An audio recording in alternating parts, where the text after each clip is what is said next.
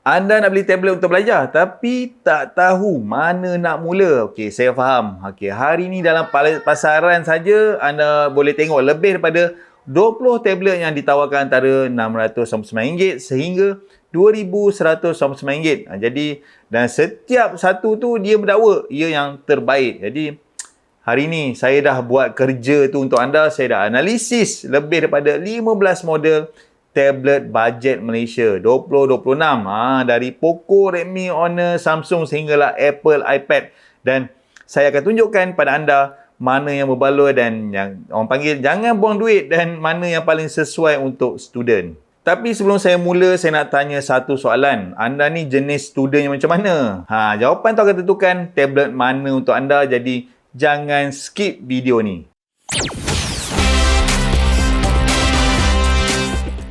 Hey, selamat datang ke Muak Tube Teknologi Inspirasi Kehidupan. Saya Mike daripada Fantografi.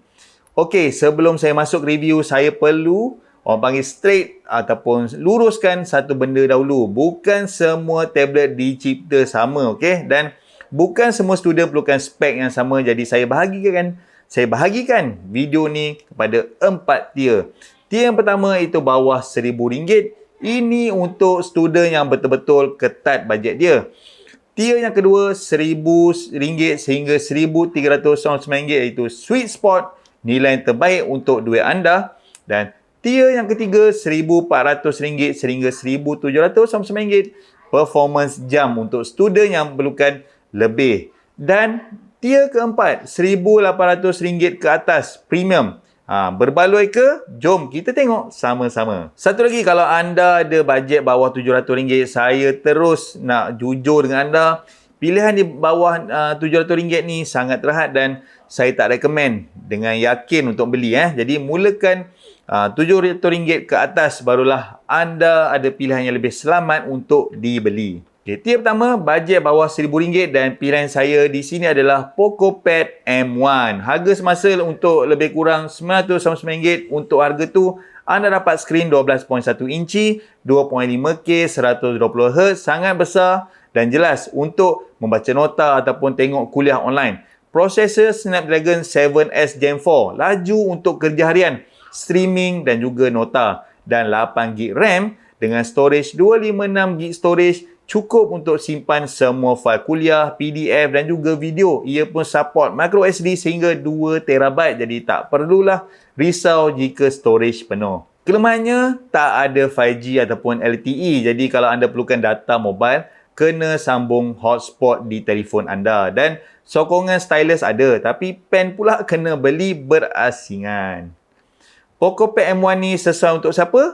Student college ataupun universiti yang perlukan tablet besar untuk belajar dan tak nak habiskan lebih daripada RM1,000. Ini pilihan yang paling berbaloi di Tier 1. Sebelum saya teruskan, jika anda tengah plan nak beli laptop ataupun tablet untuk tahun ni, saya ada hadiah untuk anda. Saya dah siapkan satu PDF checklist yang percuma. Checklist beli laptop dan juga tablet bajet pada tahun 2026. Lebih 8 bahagian termasuk Mythbuster, panduan spek dan juga tips beli online yang ramai tak tahu. Saya berikan secara percuma, caranya mudah. Link ada dalam description dekat bawah ni. Sign up je newsletter saya, terus dapat dalam email anda. Untuk tier 2, RM1,000 sehingga RM1,399. Ini tier yang paling ramai student berada lah kalau kita tengok. Dan ada dua pilihan yang kuat dekat sini. Pilihan pertama iaitu Xiaomi Pad 7. Harganya adalah RM1,299 untuk 8GB RAM dan juga 128GB internal storage. Ini tablet yang selalu saya rekomenkan paling selalu untuk student guna pada tahun ni 2026. Jadi kenapa? Sebab pertama, skrin dia adalah 11.2 inci, 3.2K, 144Hz. Ini resolusi yang lebih tinggi daripada kebanyakan laptop dalam harga yang sama lah, range harga yang sama. Yang kedua, Snapdragon 7 Plus Gen 3. Laju, cekap dan juga tahan panas. Dan yang ketiga, Dolby Vision dan juga Dolby Atmos. Terbaik untuk streaming kuliah ataupun Netflix masa rehat. Ingat, masa rehat tau, bukan tengok Netflix selama-lamanya. Tapi ada satu catch dekat sini, Xiaomi Pad 7 tak ada LTE. Jadi anda 100% bergantung pada Wi-Fi. Jadi kalau selalu ada hotspot, jadi ini tak ada masalah.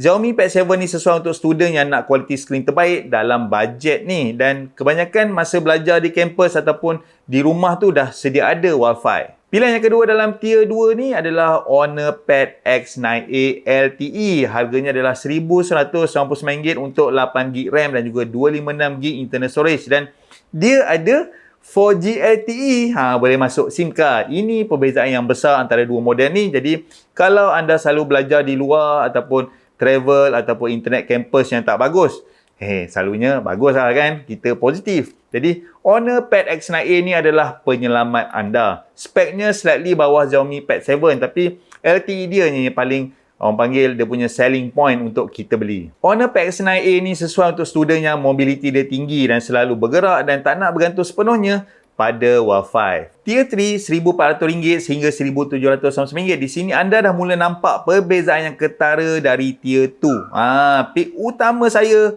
Samsung Galaxy Tab S10 Lite. Harganya adalah sekitar RM1,499, dan satu benda yang terus buat dia istimewa iaitu S Pen disertakan sekali dalam kotak secara percuma. Anda tak perlu beli stylus yang berasingan. Ini boleh jimat dalam 200 lebih kalau anda compare dengan tablet lain yang jual pen secara berasingan. Skrinnya adalah 10.9 inci 90Hz, memadai. Jadi prosesor pun Exynos 1380, perform baik untuk kerja harian. Tapi kenapa saya recommend ni? Kerana Samsung One UI yang dah polish dan sokongan S Pen untuk nota, tulisan tangan dan juga ekosistem Samsung yang luas. Keyboard case ada, cover, aksesori pun mudah jumpa. Alternatif adalah Poco Pad X1 pada RM1,359 sehingga RM1,499, memberikan anda skrin 3.2K 144Hz dan lebih tajam dari Galaxy S10 Lite. Jadi tapi tanpa S Pen, tiada stylus, dan Redmi Pad 2 Pro pada RM1,299 sehingga RM1,799. Skrinnya adalah 12.1 inci besar, support microSD dan juga harganya adalah kompetitif. Tier 3 ni sesuai untuk siapa? Student jurusan seni, reka bentuk ataupun sesiapa yang guna stylus untuk melukis ataupun menulis nota. Samsung Tab S10 Lite adalah pilihan yang paling logik. Kalau anda just nak skrin besar ataupun dan juga paling laju, pilih Poco Pad X1. Tier 4, RM1,800 ke atas. Soalan yang paling penting di sini bukan spek mana yang lagi baik. Soalannya ialah, adakah anda betul-betul perlukan ini untuk belajar? Pilihan yang pertama adalah Samsung Galaxy Tab S10 FE. Harganya adalah RM2,199 dengan 12GB RAM dan juga 256GB internal storage. Ini tablet Android yang paling lengkap dalam senarai ini. 12GB RAM, Exynos 1580, S Pen pun disertakan. Sesuai untuk student yang buat kerja berat, untuk edit video dan juga membuat presentation yang design dan juga multitasking. Tapi kira kos benar, tabletnya RM2,199 plus keyboard case RM300 hingga RM500, dah hampir RM2,700. Pilihan yang kedua adalah Apple iPad 11 inch iaitu 11th generation. Harganya bermula RM1,599 untuk 128GB. Chip A16 Bionic dia lagi laju daripada kesemua Android dalam senarai ni. Jadi kalau anda dah ada dalam ekosistem Apple, ada iPhone, ada MacBook, ini membuatkan orang panggil yang paling make sense lah untuk beli. Jadi kamera depan dia 12MP dengan center stage yang sangat bagus untuk video call kuliah. Kelemahannya ialah tiada microSD dan juga aksesori Apple ni mahal. Apple Pencil kena tambah RM400, keyboard kena tambah RM700. Jadi kos sebenar boleh cecah sehingga RM3,000 lebih. Dah jadi macam laptop kan. Kesimpulannya, Tier 4 tablet premium ni berbaloi hanya jika anda dah monetize ataupun membuat duit daripada kerja anda. Contohnya, ada freelance, buat konten ataupun kerja-kerja design. Untuk student biasa, rasanya jimatkan duit ni di Tier 2 ataupun 3.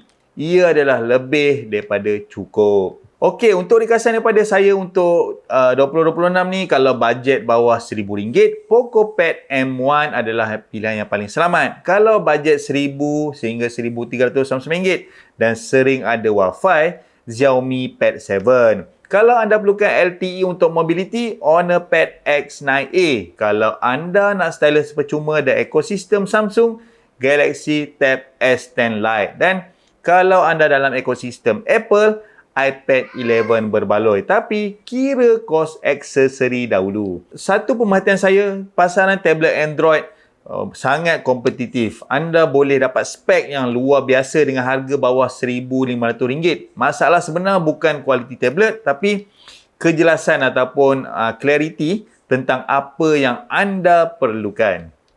Jadi komen kat bawah tablet mana yang anda tengah pertimbangkan dan apakah kegunaan utama anda untuk nota ke, streaming ke ataupun kerja design. Saya akan pin jawapan yang paling helpful untuk bantu rakan-rakan yang lain. Jadi kalau video ini membantu anda, tekan like dan subscribe. Saya upload review tech bajet setiap minggu insya-Allah. Link untuk semua tablet yang disebut dalam video ini ada dalam description di bawah. Jadi sampai jumpa lagi di video yang akan datang. See ya, tata. Muah.